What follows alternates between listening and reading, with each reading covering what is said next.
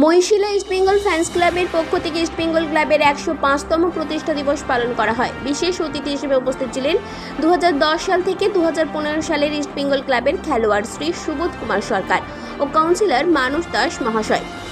এদিন ইস্টবেঙ্গল ক্লাবের পতাকা উত্তোলনের মাধ্যমে অনুষ্ঠানের শুভ সূচনা করা হয় এবং কেক কাটা ও কৃতি ছাত্রছাত্রীদের সংবর্ধনা দেওয়া হয়।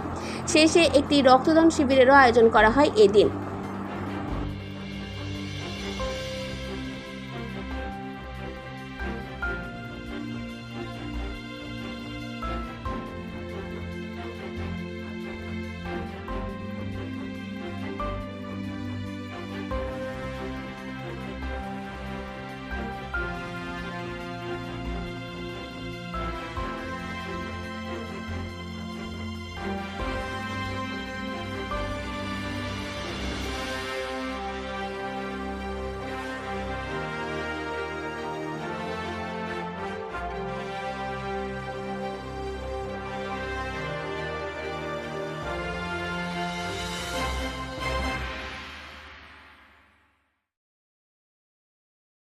বেঙ্গল ফ্যান্স শিমুলতলা মহিশিলা আসানসোলের পক্ষ থেকে আমরা প্রতিবারের ন্যায় এবারও ইস্ট বেঙ্গল ক্লাবের জন্মদিন পালন করেছি।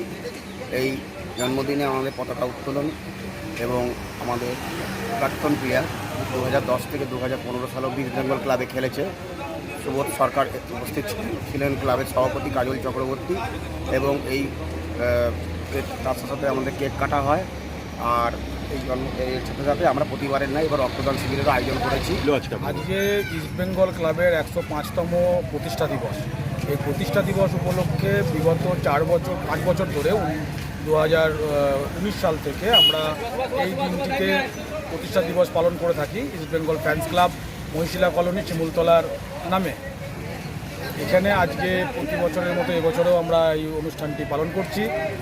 আমাদের এখানে আজকের কর্মসূচি ছিল বিশিষ্ট যে ফুটবলার যিনি 2010 থেকে 15 সাল পর্যন্ত ইস্টবেঙ্গলে খেলেছেন এবং এশিয়ান কাপ জয়ী টিমের সদস্য ছিলেন, সেই সুবোধ কুমারকে সংবর্ধিত করা হয়েছে।